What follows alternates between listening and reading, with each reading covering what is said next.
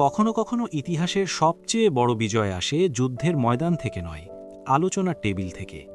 যে চুক্তিকে প্রথম দৃষ্টিতে আপোষ, এমনকি পরাজয় বলে মনে হয়, সেই চুক্তিই পরে হয়ে ওঠে ভাগ্য বদলের চাবিকাঠি। হুদায়বিয়ার সন্ধি ঠিক তেমনই এক ঘটনা, যা নিঃশব্দে কিন্তু নিশ্চিতভাবে কুরাইশদের ওপর মুসলিমদের কূটনৈতিক বিজয় নিশ্চিত করেছিল। ইসলামের সূচনালগ্ন থেকেই মক্কার পৌত্তলিক কুরাইশরা মুহাম্মদ সাল্লাল্লাহু আলাইহি ওয়াসাল্লাম ও তার প্রচারিত বার্তার বিরুদ্ধে অবস্থান নেয়। এই বিরোধিতার মূল কারণ ছিল ধর্মীয় নয়, বরং রাজনৈতিক। ইসলাম দ্রুত আরবে প্রভাব বিস্তার করছিল, যা কুরাইশদের দীর্ঘদিনের ক্ষমতা ও সামাজিক আধিপত্যের জন্য হুমকি হয়ে দাঁড়ায়। এই আশঙ্কা থেকেই মক্কায় মুসলিমদের উপর নির্যাতন চরম আকার ধারণ করে। অবশেষে আল্লাহর নির্দেশে মুহাম্মদ সাল্লাল্লাহু আলাইহি ওয়াসাল্লাম মক্কা ত্যাগ করে ইয়াসরিবে বা মদিনায় হিজরত করেন। মদিনায় তিনি শুধু একজন নবীই নন, বরং একজন রাষ্ট্রনায়ক হিসেবে একটি সুসংগঠিত ইসলামী রাষ্ট্র গড়ে তোলেন। এর পরবর্তী কয়েক বছরে বদর, উহুদ ও খন্দকের মতো সংঘর্ষে কুরাইশ মুসলিম সম্পর্ক আরও তিক্ত হয়ে ওঠে। ষষ্ঠ হিজরি ৬২৮ খ্রিস্টাব্দ। এক রাতে মুহাম্মদ সাল্লাল্লাহু আলাইহি ওয়াসাল্লাম নিজেকে কাবাঘর তাওয়াফ করতে দেখেন। এটি ছিল আল্লাহর পক্ষ থেকে একটি ইশারা। তিনি সিদ্ধান্ত নিলেন উমরার উদ্দেশ্যে মক্কা যাবেন। পরিস্থিতি ছিল অত্যন্ত স্পর্শকাতর।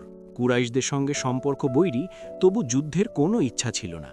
তাই প্রায় ১৪০০ সাহাবী ও কোরবানির উট নিয়ে তিনি ইহরাম বেঁধে যাত্রা শুরু করেন, যেন সবাই বুঝতে পারে এই সফর যুদ্ধের নয়, ইবাদতের। কিন্তু খবর পৌঁছতেই কুরাইশরা সশস্ত্রভাবে মুসলিমদের পথ রোধের প্রস্তুতি নেয়। কুরাইশদের সৈন্যদলের খবর পেয়ে মুহাম্মদ সাল্লাল্লাহু আলাইহি ওয়াসাল্লাম ভিন্ন পথে অগ্রসর হন এবং অবশেষে হুদায়বিয়ার প্রান্তরে পৌঁছন। সেখানে তার উট থেমে গেলে তিনি সেখানেই অবস্থান করার সিদ্ধান্ত নেন। কিন্তু সমস্যা ছিল পানির তীব্র সংকট। এই সময় রাসূল সাল্লাল্লাহু আলাইহি ওয়াসাল্লামের নির্দেশে একটি শুকনো কুয়ায় তীর নিক্ষেপ করা হলে সেখান থেকে পানি প্রবাহিত হয়। এই ঘটনা মুসলিমদের মনোবল আরও দৃঢ় করে। পরিস্থিতি ক্রমেই জটিল হচ্ছিল। খুজায়া গোত্রের নেতা বুদায়েল ইবনে ওয়ারাকা এসে জানতে চান মুসলিমদের উদ্দেশ্য। রাসূল স্পষ্ট করে জানান তারা যুদ্ধ করতে আসেননি। বুদায়েল এই বার্তা কুরাইশদের কাছে পৌঁছে দিলেও কুরাইশরা অনড় থাকে। এরপর একে একে উরওয়া ইবনে মাসুদ সহ কয়েকজন কুরাইশ প্রতিনিধি আসেন। উরওয়া মদিনায় মুসলিমদের মধ্যে রাসূলের প্রতি যে অটল আনুগত্য ও ভালোবাসা দেখেন, তা ফিরে গিয়ে কুরাইশদের জানালে আরাও বিষয়টির গুরুত্ব বুঝতে শুরু করে। শান্তি আলোচনার জন্য উসমান ইবনে আফফান রাদিয়াল্লাহুকে মক্কায় পাঠানো হয়। তার ফিরে আসতে দেরি হওয়ায় গুজব ছড়ায় উসমান রাদিয়াল্লাহু শহীদ হয়েছেন। এই সংবাদে ক্ষুব্ধ হয়ে মুহাম্মদ সাল্লাল্লাহু আলাইহি ওয়াসাল্লাম সাহাবীদের কাছ থেকে জীবন মরণ প্রতিজ্ঞা গ্রহণ করেন, যা ইতিহাসে বাইয়াতুর রিদওয়ান নামে পরিচিত। অল্প সময়ের মধ্যেই জানা যায় গুজবটি মিথ্যা। এরপর কুরাইশদের পক্ষ থেকে সুহেল ইবনে আমর এসে শান্তি আলোচনায় বসেন। দীর্ঘ আলোচনা শেষে একটি চুক্তি রচিত হয়। চুক্তিপত্র লেখার সময় বিসমিল্লাহির রহমানির রহিম ও আল্লাহর রাসূল শব্দ নিয়ে আপত্তি উঠলেও মুহাম্মদ সাল্লাল্লাহু আলাইহি ওয়াসাল্লাম ধৈর্য ও দূরদর্শিতার সঙ্গে সব দাবি মেনে নেন। চুক্তির শর্তগুলোর মধ্যে ছিল 10 বছরের যুদ্ধবিরতি, এবছর মুসলিমরা মক্কায় প্রবেশ করবে না, কিছু ক্ষেত্রে অসম প্রত্যাবর্তন শর্ত, গোত্রগুলোর স্বাধীনভাবে জোট বড়ার অধিকার। অনেক সাহাবীর কাছে, বিশেষ করে ওমর রাদিয়াল্লাহুর কাছে, এসব শর্ত প্রথমে অপমানজনক মনে হয়েছিল। যে শর্তগুলো মুসলিমদের বিরুদ্ধে মনে হচ্ছিল, বাস্তবে সেগুলোই কুরাইশদের জন্য বোঝা হয়ে দাঁড়ায়।